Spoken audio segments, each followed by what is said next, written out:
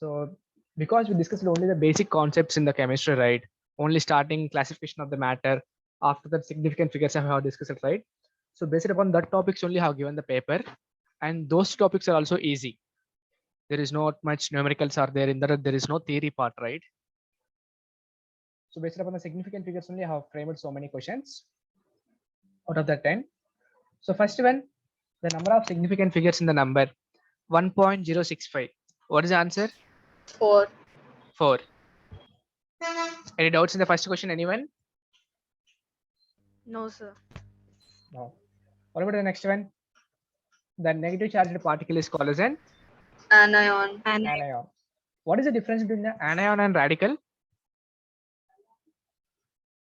Anion, cation, and radical. Otherwise, what is a radical first? So radical which contains positive charge or negative charge, sir. Okay. Both. How come both is not possible on a single element, right? If you take Na plus, it is a cation, or if you take Cl minus, it is an anion. But what about the radical? Any one of you? Sir, I don't know. I never heard of the term. Never had at the time. Okay. Anjali and Abhinaya? Sir, I Sir, don't know the difference. So radicals contains cations and anions. They're classified into two types, no, sir.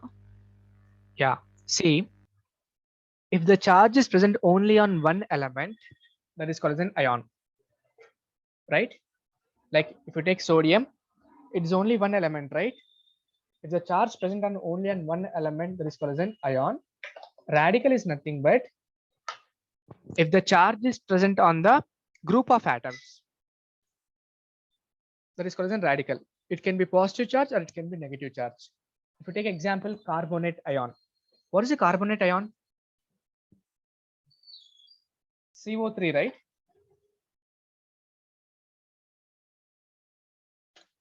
Are understanding? Yes, sir. So if the charge is present on the group of the atoms, that is called as a radical.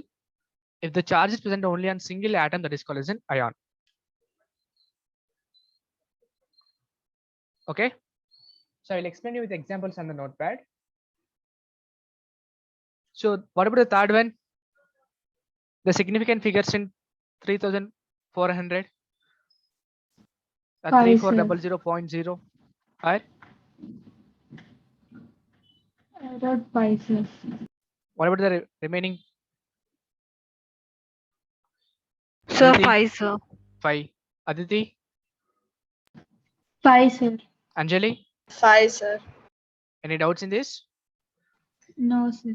Whatever No, the sir. zeros present to the right side of the decimal point is always significant. That is one of the rule in the significant figures, right? So all the zeros are significant along with the non-zero numbers. So total 5 significant figures are there in the given number. And SI units of temperature is Kelvin. Kelvin. Kelvin. That is a basic one. Then the prefix zepto stands for 10 power minus 21. Minus 21. 10 power minus 21 is the prefix zepto stands.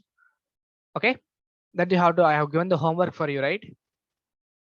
Yes. Draw the tabular Sir. column from the textbook. Yes, sir. And dividing 0.25 by 22.1176, the actual answer is 0.011303. The correctly reported answer will be 0.01. 0. Yes, sir. 0.01. Because the decimal places are 2 in the least number. Yeah, if you take the two numbers out of the given two numbers, that 0.25 has only 2 decimal places, right? And one more common mistake you have did is you should check the number of significant figures when you are multiplying or dividing. You should not check the decimal places.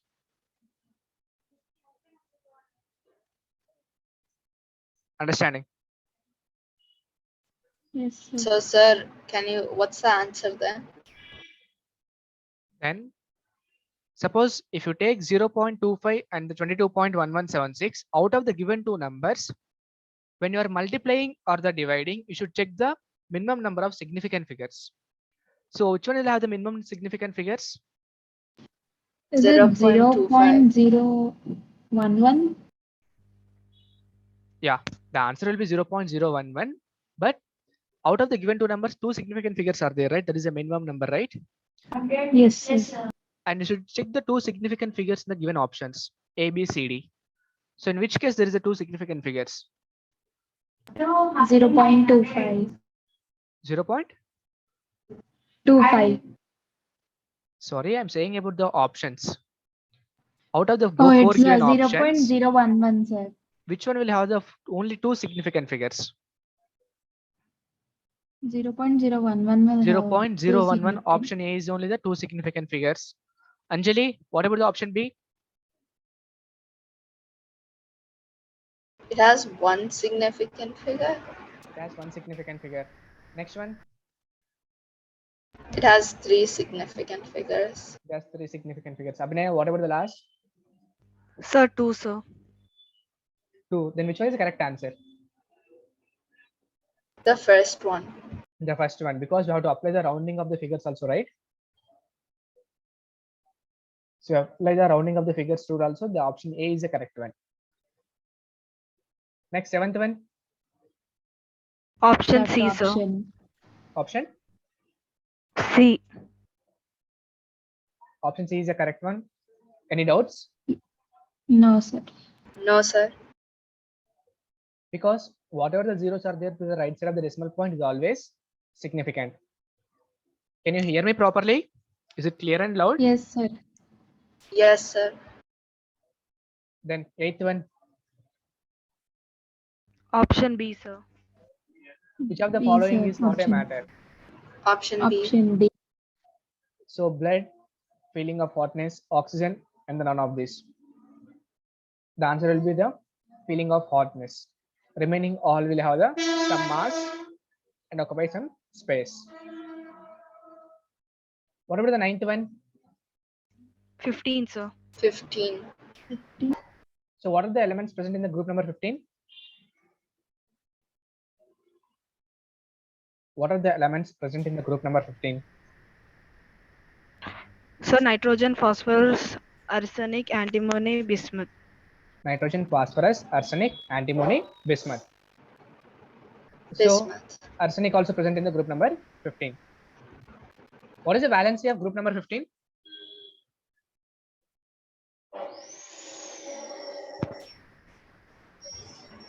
What is the valency for the group number 15? Group number 15 valency. Minus 3? Minus 3. Minus 3. Hello? Yes, sir. Minus 3. Yes, sir. It cannot be plus 5. No, sir. It can't. It can't be plus 5. No, Sir, it sir. can be.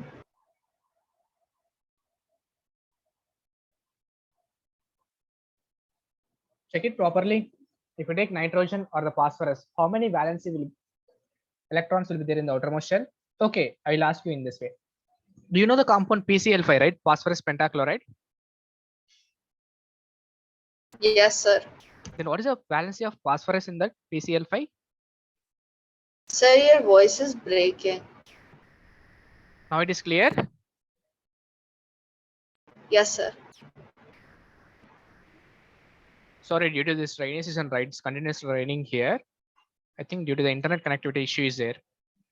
If you are facing an issue, just tell me immediately, okay? Okay, sir.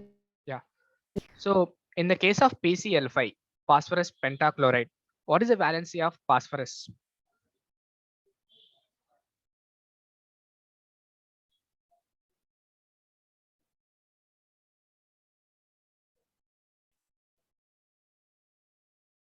Hello? Hello? Yes, sir. We can hear you. Yeah. Generally, group number 15 will show the valency of plus 5 or minus 3. Both it will shows. If you take nitrogen, it will show only 3. But if you take higher elements like phosphorus, arsenic and all, it will show +5. What is the meaning of So valency there's element? no +5, right? There's like -4 and +4, but no +5. Sorry. Nitrogen, phosphorus are So there's belongs. like, Yeah. yes, sir, but like there's no valency of +5, right? It normally goes like 1, 2, 3, like 1, 2, 3, and then 4, and then 3, 2, 1. And then You're the, saying so, yeah, okay.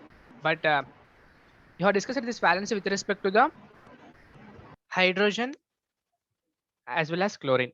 But with respect to the oxygen, it will form. Valency is with respect to 2 elements, right? One is, 3 elements. One is with respect to the hydrogen, chlorine, and another one with respect to the oxygen. Then without +5, how can PCl5 compound will form? For understanding. If you take nitrogen, it can form NH3 maximum because nitrogen can form yes, sir. 3 bonds with hydrogen. If you take phosphorus, it can form up to +5 bonds, right? Yes, sir. Please PCl5 or PCl3, both is possibility is there. Understanding? So it can form up to +5. So valency will check with respect to both cases. One is with respect to the hydrogen and chlorine, another one with respect to the oxygen. Okay.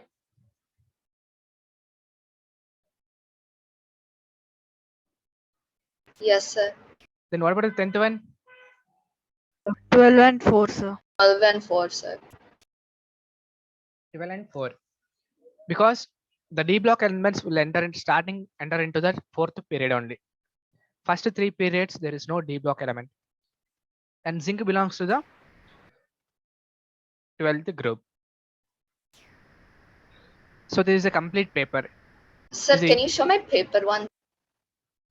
No, sir, the answers that I wrote. Your answers you wrote. Okay.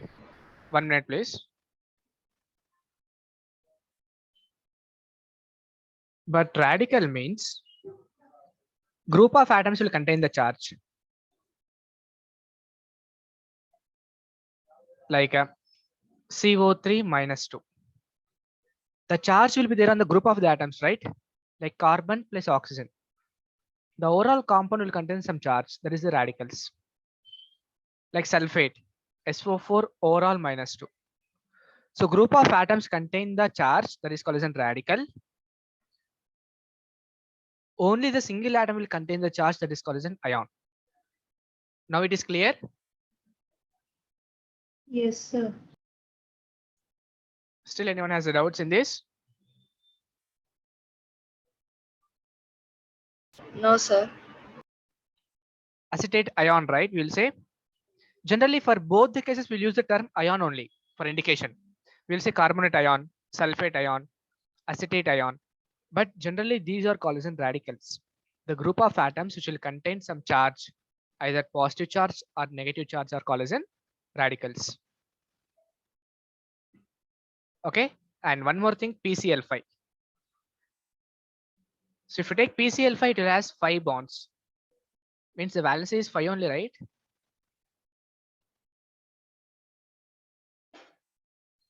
It can. What is the meaning of valency? Combining capacity of an element only, right? The combining capacity Yes, of an sir. element is called as in valency. If you take Yes, phosphorus, what is the combining capacity of phosphorus? -3, sorry, 3 or +5. It can be +5 or -3. Always to get the other number, we'll do generally 8 minus 5. Otherwise, you'll do 5 minus 8 equal to -3. If you take 16th group, generally it will show 16th means 6th group, or else -8 if you do, it will show -2. So 16th group will show -2 or +6. 17th group will show +7 or -1. Like this it will goes. This is for 15th, 16th, and 17th.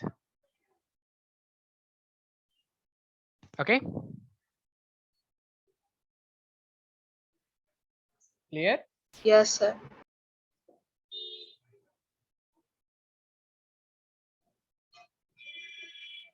So next we'll start with the laws of chemical combination. So what is the law of conservation of mass?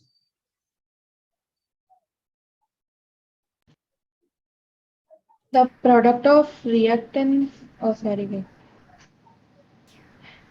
Law of The mass, conservation of mass states that energy cannot be destroyed, nor Energy- matter cannot be destroyed nor formed, but only converted from one form to another.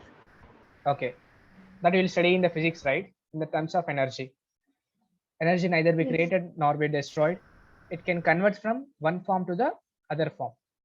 But in the chemistry, when you use the same terms, Matter, not energy. Matter cannot Matter- be destroyed or created. mass neither be created nor be destroyed. destroyed, or else you can say the number of atoms on the reactant side is equal to the number of atoms on the product side in terms of chemistry. Yes or no? Yes, sir. Yes, sir. The number of atoms on the reactant side must be equal to the number of atoms on the product side. Then only you can say it is a balanced chemical equation. So always the balanced chemical equation follows the law of conservation of mass. Then who discovered this law of conservation of mass?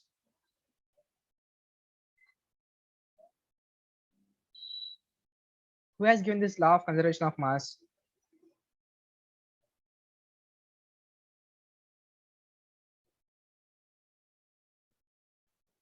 Who is the father of chemistry?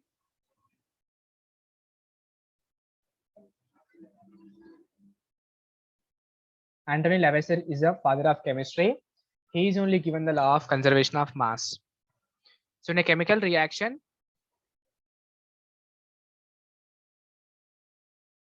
the mass of the reactants must be equal to the, or you can say the total mass of the reactant must be equal to the total mass of the products.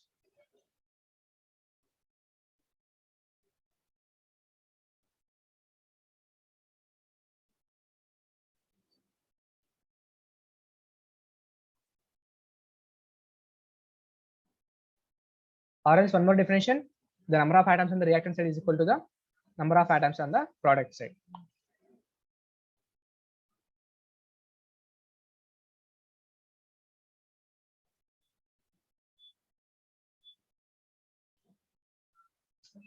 So in the class 10th, you'll study about the hit and trial method, right? Yes, sir. What about the algebraic method? Have you studied the algebraic method?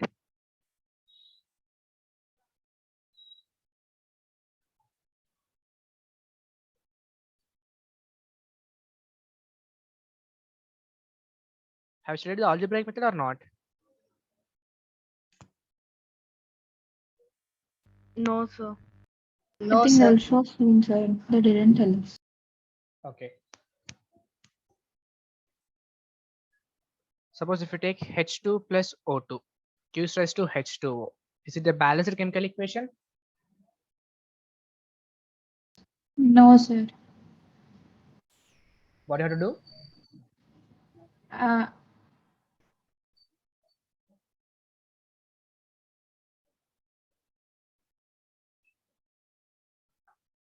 What do you have to do here?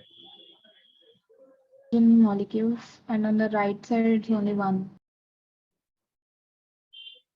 So in the first case, there are 2 hydrogen atoms on the left side, reactant side, and 2 hydrogen atoms on the product side. So it is a balance. What about the oxygen? It is unbalanced one, right? So Yes, to sir. make it balanced, you have to add the stoichiometric coefficients. Means there is the numbers.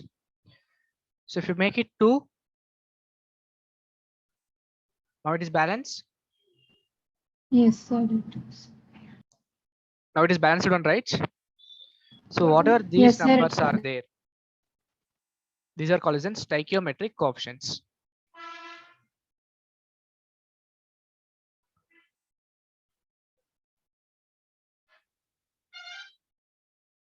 What about in this case? 2 mg plus O2 gives us to 2 mgO. Now it is balanced. Yes, sir. What about this one? It's already balanced. It's already balanced. So there is a law of conservation of mass. So always we'll use it in the balanced chemical equation. So what is the second law?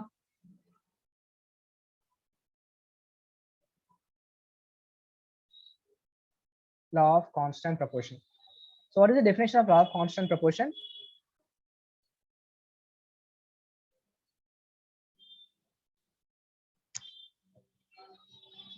What is the law of constant proportion definition?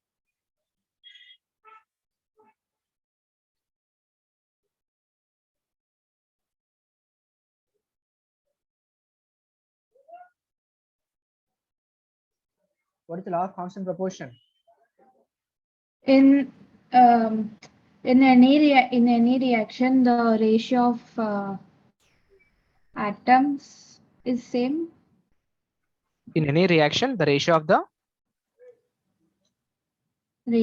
Atoms is same. that is the law of conservation of mass only, right? The number of atoms will be same.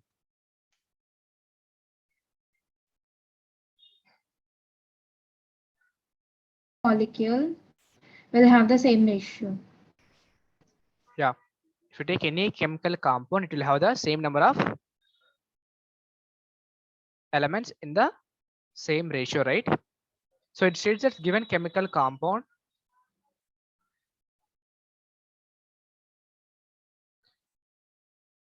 always contain its element in fixed ratio and does not depends upon the source.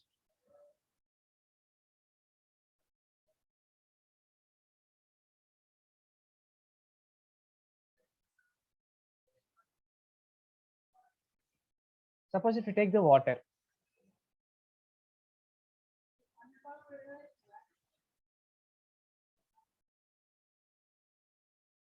if you take water which is coming from the glacier, and if you take the same water which is coming from the river, and if you take the same water molecule which is coming from which are prepared in the laboratory, whether the mass ratio of hydrogen to oxygen is what? 1:8 only, right? Yes, sir. Yes or no? In the case of water getting from the river, whether the mass ratio is same or not, it also 1:8. If you are getting the water from the laboratory also, the mass ratio will be 1:8 only, right? So irrespective of the source, any chemical compound if you take, always it will contain the elements in fixed ratio by mass. Okay. Is it clear? Yes, sir. Or if you take mass ratio, it will be fixed, or if you take the number of atoms also, it is fixed. What is the atoms ratio here? For hydrogen to oxygen, 2:1 only, right? 2 hydrogens are there and 1 oxygen is there. Here also 2:1, here also 2:1. So irrespective of the source, if you take any chemical compound, it will always will have the elements in the fixed ratio, either by mass or by number of atoms. That is only the law of constant proportion. Any doubts in the law of constant proportion? No, sir. So next one is the law of multiple proportion. What is the meaning of law of multiple proportion?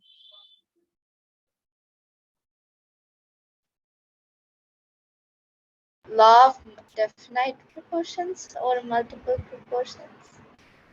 Okay. So they both are the same, right? Law of constant proportion is also called as a law of definite proportion. Okay, It is so, on, so it states that a given compound always contains exactly the same proportion of elements by weight. it states that A given compound always contains exactly the same proportion of elements by weight or mass. Then what about the law of constant proportion? Is it Isn't not it the the same? same? It's the Check. same, right, sir? That's what you are giving the definition for the Yeah, law of constant same. proportion only, right? Oh, so so they're different? I thought we were talking about the same thing. I thought you were just asking us again. No, you said one definition, right? If you take any chemical compound, always the elements present in the definite ratios. Whether it is the same as the law of constant proportion only, right? But I have explained in the different terms. Yes or no? Yes, sir. Then what did you ask now?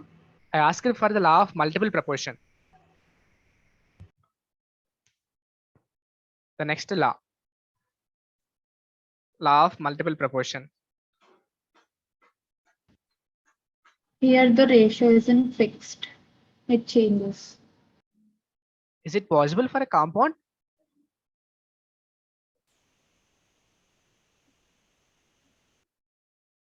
Okay, ratio will be changed. But can you explain that one? First, I will explain the example. Then I will explain about the definition. Okay, it will be clear then only. Suppose if you Yes, sir. take carbon and the oxygen, you are combining the carbon and oxygen to form two different compounds. One is a carbon monoxide, another one is a carbon dioxide. Clear? We are taking the two atoms. One is a carbon, another one is the oxygen. We are preparing two different compounds. One is a carbon monoxide, another one is a carbon dioxide. So what is the mass ratio here? In the case of carbon monoxide,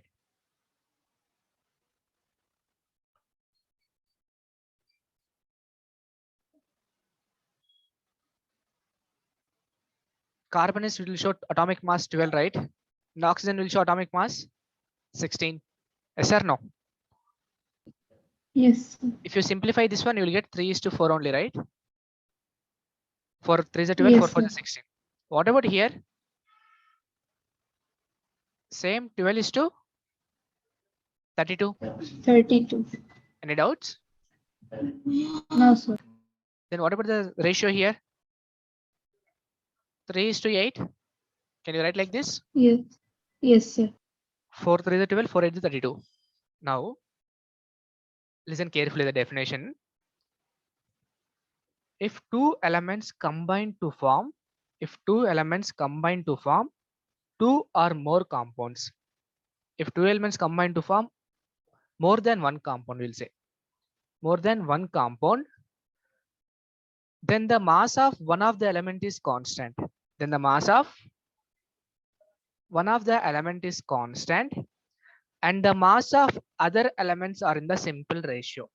Then the mass of other elements are in the simple ratio. Understand? If two elements are combined to form more than one compound, then the mass of one element is constant and the mass of other elements are should be in the simple ratio. If you cancel 16:32, it will be in the simple ratio only, right? 1:2. Did you Yes, sir. understand the definition now? Still anybody has doubts? No, sir. I got it. No, sir. Aditi and Anjali? If you don't understand that, let me know. I will explain you once again. Sir, I understood. Anjali, what about you?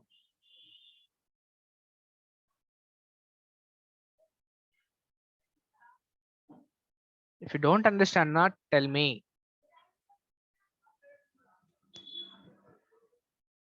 So if you write the definition, if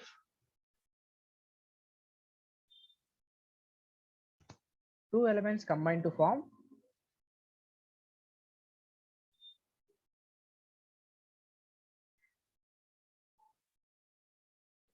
more than one compound,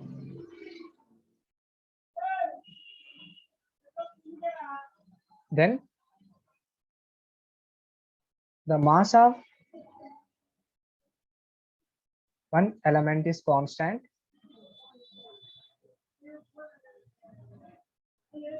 in both the compounds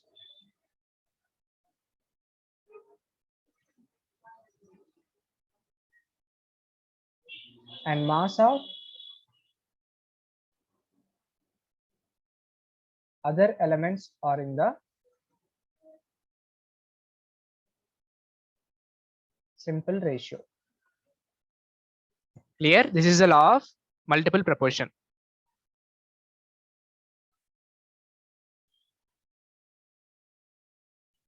Is it clear for everyone? Yes, sir. There is no response from the Anjali side.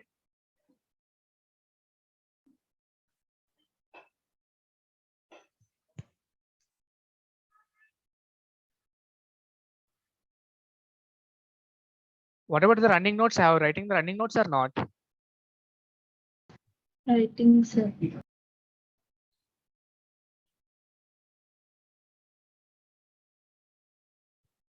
So if you take one more example like hydrogen and the oxygen. So what are the different compounds you can prepare from hydrogen and oxygen? You can prepare the water, right? And also you can prepare the hydrogen peroxide, H2O2. If you take mass ratio, it will be 2:16. Two hydrogens are there, 2:16. In this case, what is the mass ratio? 2:32. 2:32. Then the mass of one element is constant, right? Means the mass of hydrogen is constant here, but the mass of oxygen atom will be in the simple ratio. What is the simple ratio here? 1:2. 1:2. Clear? Yes, sir. This is all about the law of multiple proportions. And the next one is a law of gaseous volume.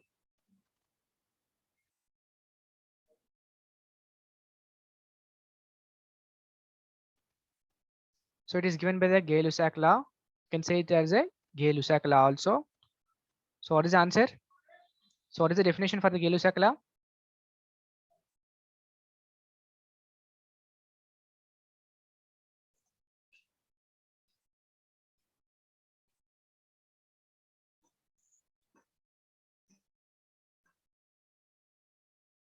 What is the definition for the Gay-Lussac law?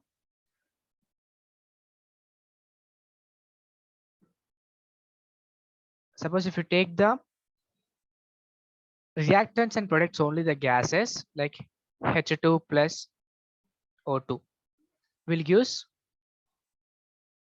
H2O. All these are only the gases.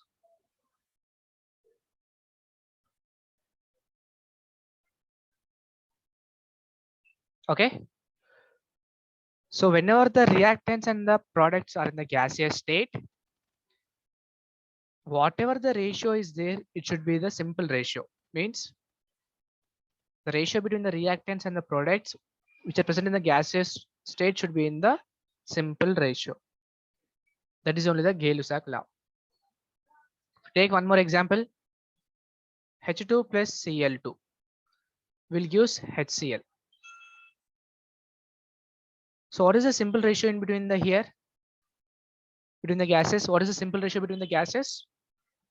2:1:2 again.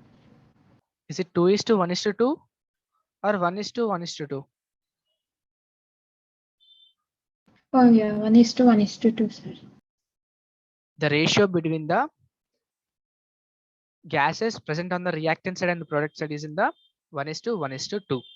That is only the law of gaseous volume. The simple definition is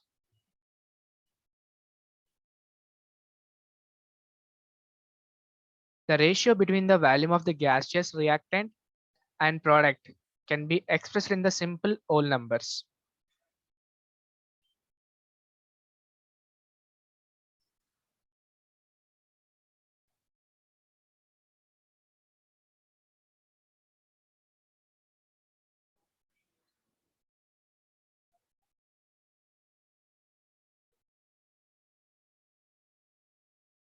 products can be expressed only in the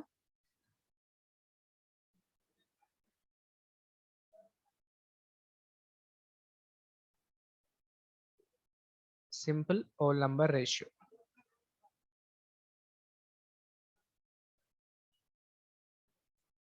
Okay. Provided that all the gases are in the same condition of temperature and pressure.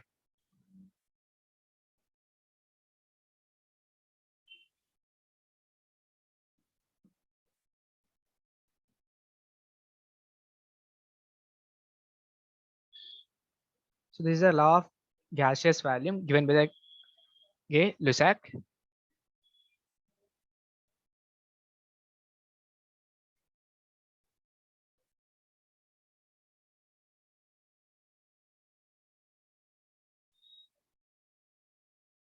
So this is the law of gaseous volume given by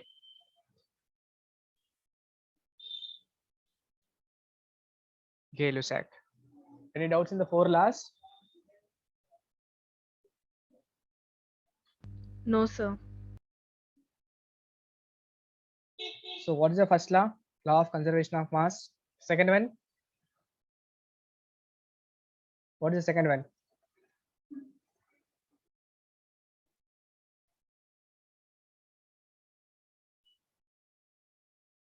What is the second one?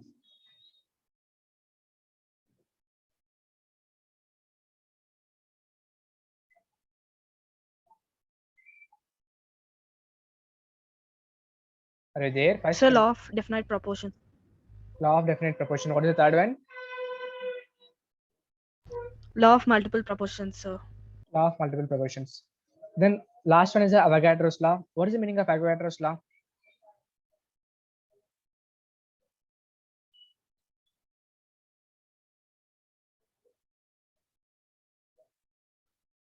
The number of molecules that particles that are there in a molecule. Very good. The number of molecules That are there in an atom. under the similar condition of temperature and pressure, equal volume of all the gases contain equal number of molecules. What is Avogadro's law?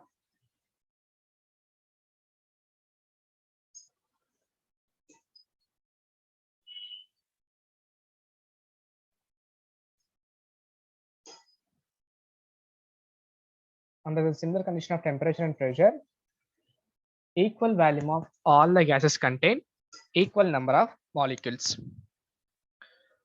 So if you take particular volume of the gas, always it is directly proportional to the number of molecules present in the gas. Okay, if you take 1 cubic centimeter of O2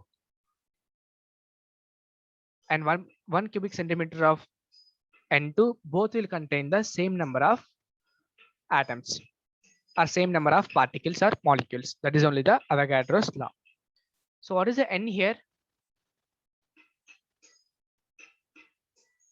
That is a mole. What is the formula of mole?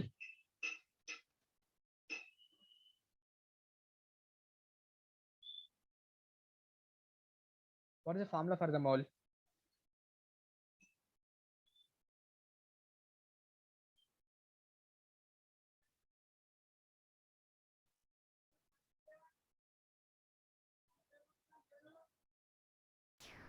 Oh, sir.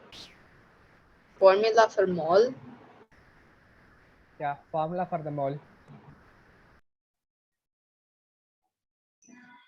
Sir, is it 6.023 into Yeah, correct. 6.023 into 10 to the power of 23. very good. So always 1 mole contain 6.022 into 10 power 23 particles. 1 mole of any substance will always contain 6.022 into 10 power 23 particles. That is only called as an Avogadro constant. So Na is Avogadro's constant or Avogadro's number. So always contain 6.023 into 10 power 23 particles. And one more formula for the mole is If you want to find the mole from the mass, that is a given mass by the molar mass. So V is directly proportional to N. If you remove the proportionality constant, we can keep K as a proportionality constant. So Kn, or else we can say V1 equal to Kn1 and V2 is equal to Kn2. If you remove the proportionality constant, it will becomes V1 by N1 is equal to V2 by N2. This is the final Avogadro's formula.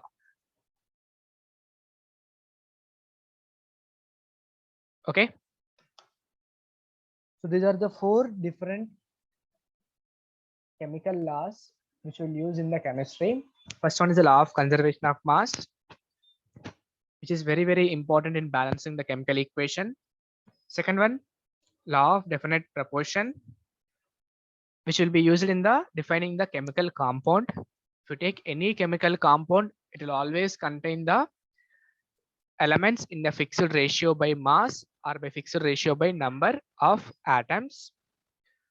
And the third one is the law of multiple proportion.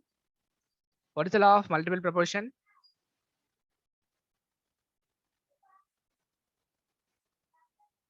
What is the law of multiple proportion?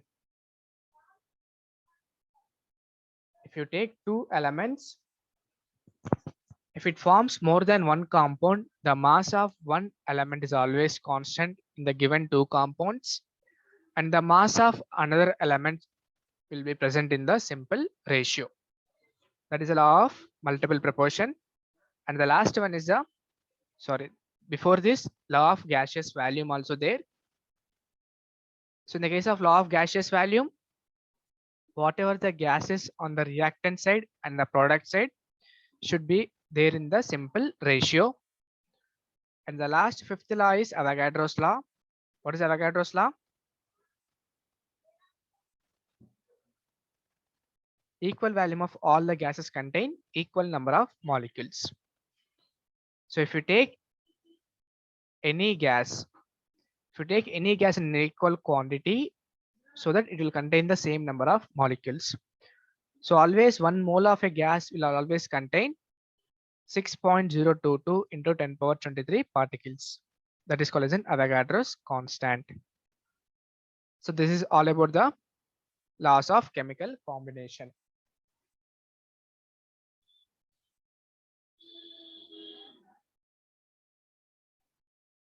Any doubts in this?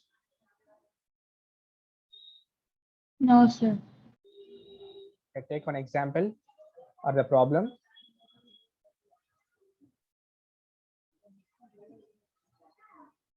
So if you take hydrogen to the oxygen ratio in the water, that is a 1:8 by mass. Okay. Hydrogen and oxygen combine in the ratio of 1:8 by mass to form water molecule. Then what mass of oxygen would be required to react with 3 grams of hydrogen? It will form the water molecule. Then what mass of oxygen required to react with 3 grams of hydrogen?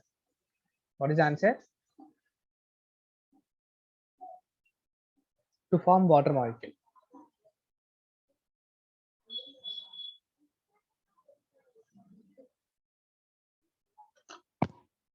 What will be the answer?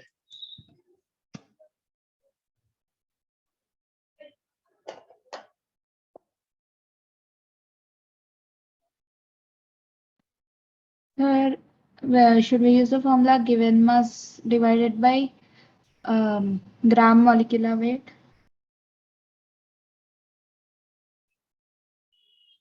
Given mass by gram molecular weight. It is not required. Simple calculation. Just think. Initially, the hydrogen and oxygen are combined in the ratio of 1:8 by mass to produce the water molecule. So in second case, they are telling like, if 3 grams of hydrogen is there, then how much oxygen in grams is required?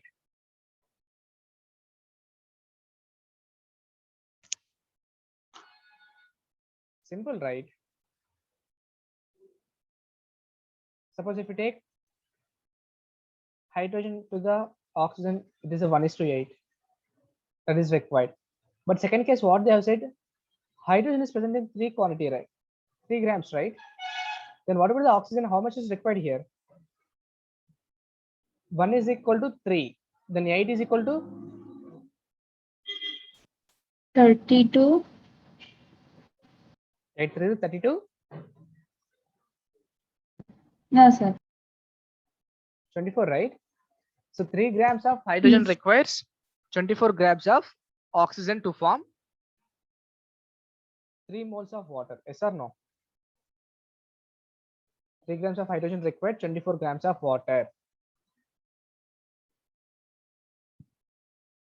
Sorry, 3 grams of hydrogen required 24 grams of oxygen is the final answer to form 3 moles of water. Understand? Can I explain clearly once again in the step by step? Okay, sir. Explain again.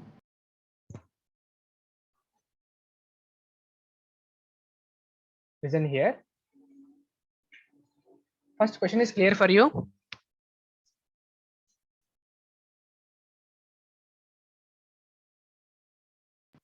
Yes, sir. Question is clear. So to form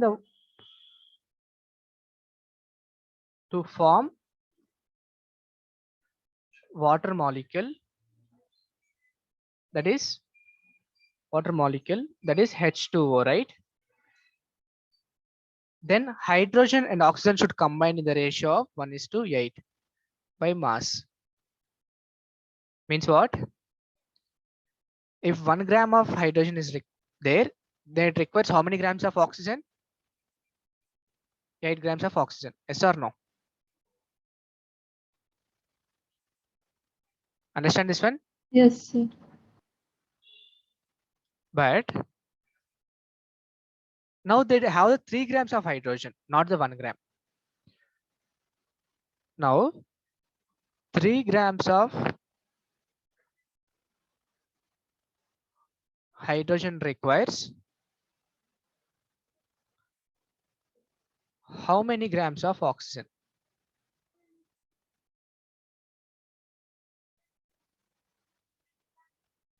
How many grams of oxygen?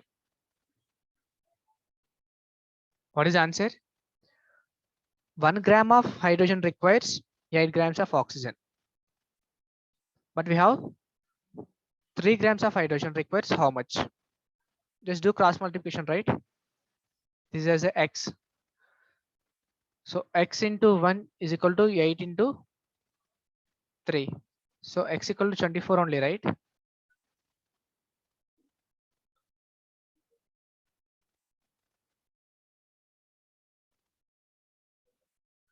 Understand now?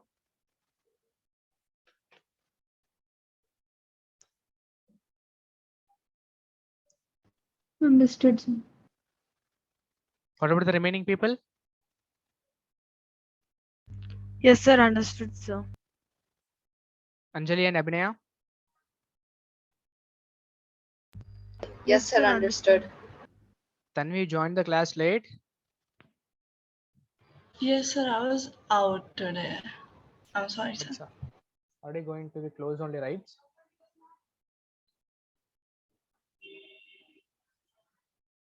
So this is all about the laws of chemical combination.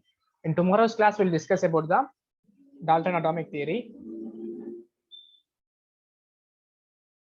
Okay. Okay, sir. Okay, sir.